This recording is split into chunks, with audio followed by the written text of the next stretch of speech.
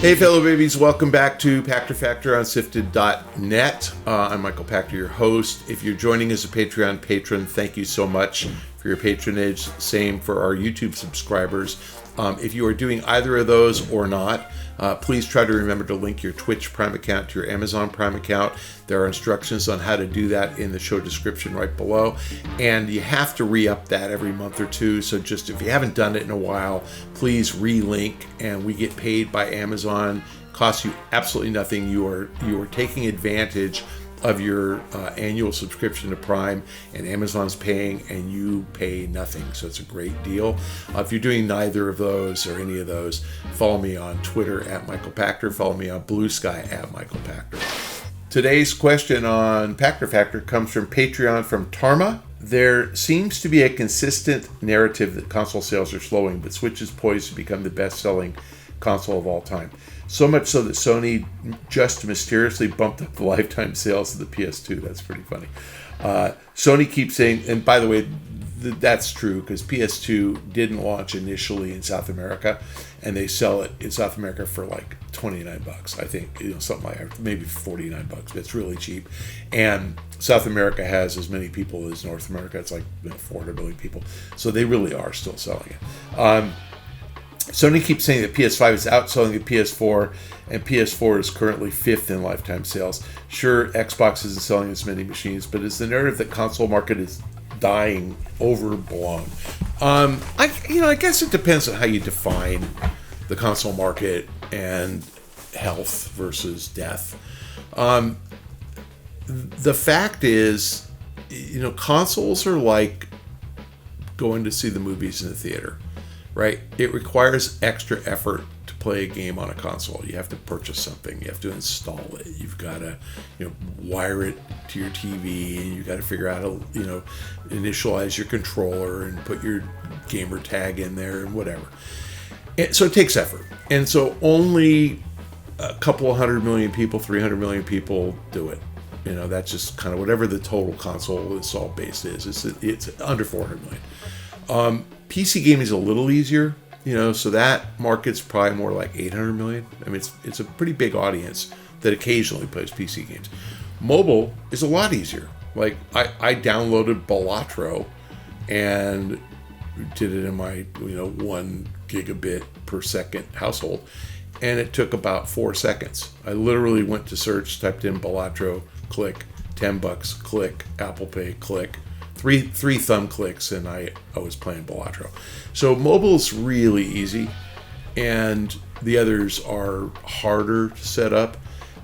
So is console dying? I think the better way to view this is console's running in place, PC's growing, and off PC mobile is growing faster.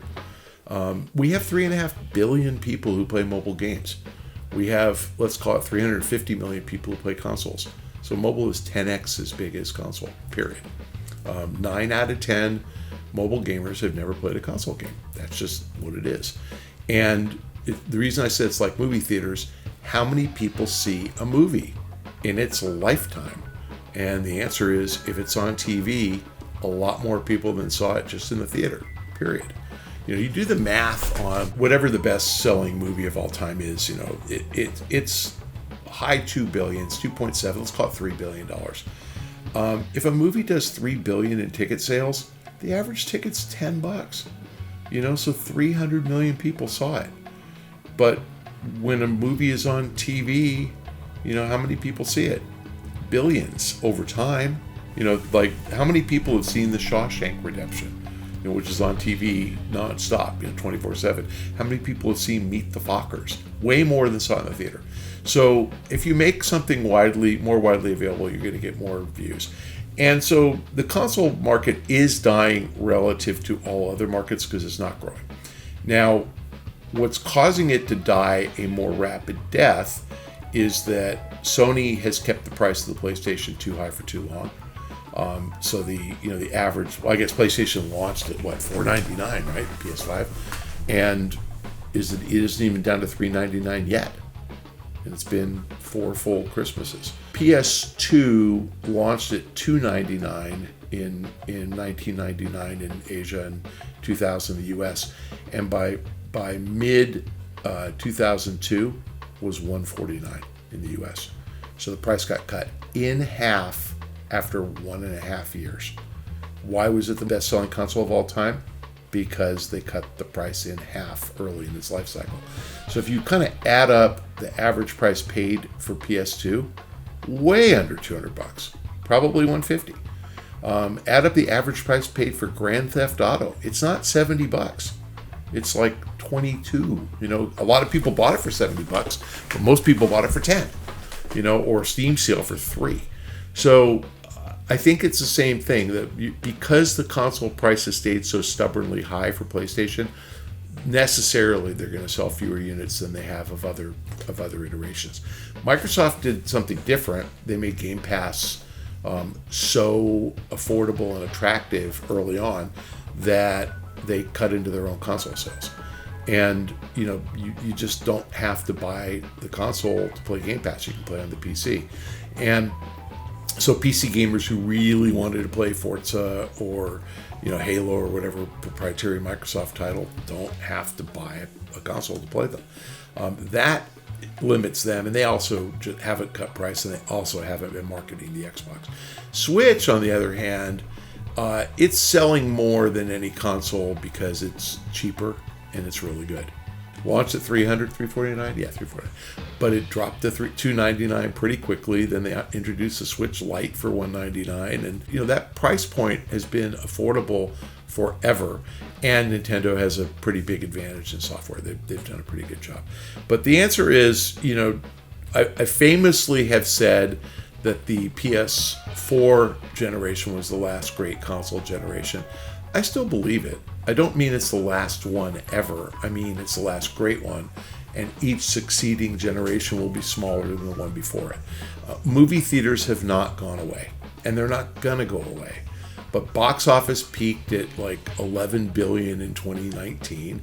It's looking like it's going to be $8 billion this year, and it's going to be $5 billion 5 years from now, and it's going to be $3 billion 10 years from now. It's not going to zero, but it's going to keep declining unless the movie studios prop it up and stop making movies for Netflix and stop making movies for Amazon. But I don't think that's happening anytime soon. So, you know, we're going to see consoles decline as mobile and PC alternatives keep up with the technology and get just as good. Playing on a mobile screen, you know, playing Call of Duty on a mobile screen is as fun as it is playing on a big screen TV. But Warzone and Call of Duty Mobile do okay. I mean, there's a way to play it. They don't play it the same way, but they do okay. You know, there are games that really are made for a big TV. You know, and that's their movies that are made for a big screen. Like Top Gun was great on TV, way better in the theater. Like just something about the rush you get from the sound, and you can actually feel it in your stomach the way the movie plays out. So there always will be that. Oppenheimer was great in the theater. There'll always be those types of experiences in games, and consoles aren't dead, but yes, dying slowly. They've got another probably 2 iterations, maybe 3. I don't want to take this personally on Overblown, but you know, I think it is dying, so it's not overblown. I mean, I don't think it's dead, and I think I was misunderstood. I don't want to say misquoted when I said that the PS4 cycle would be the last great console generation. I just thought that console sales would peak in that generation and then decline thereafter, and that looks like it's pretty close. I mean, PS4 and Xbox One didn't sell as many as PS3 and Xbox 360. So yeah, I mean, it probably peaked in that cycle, and it's going to be lower each succeeding generation. Not Nintendo. Nintendo's doing its own thing, and Nintendo may figure out how to keep this going for another 20 or 30 or 40 years, because they actually have kind of the same people making their decisions, and there's continuity there, and they're smart. Sony does not. Microsoft, to some extent, does have the same people, but they've made some bad decisions consistently throughout. Sony's wiped out everybody and then starting from scratch every few years, and I think that's just dumb. So anyway, it's not overblown. The console sales, console market is dying. It's just not dying a fast death. So let's say terminal cancer, but they've got 30 more years to live. Thanks for joining us on Pachter Factor. If you're a Patreon patron and or you are a YouTube subscriber, thank you. Regardless of whether you are paying through one of those subscriptions, it would be great if you could remember to link your Amazon Prime account to your Twitch Prime account. Amazon pays us for that. You do not get charged. Part of your Prime membership, it's free. You are taking advantage of your Amazon membership to get Shane, funded a bit so he can keep coming to my house and taping these things. So thank you for doing that. If you're doing neither of those, follow me on Twitter at Michael Pachter or on Blue Sky at Michael Pachter. We will see you next time.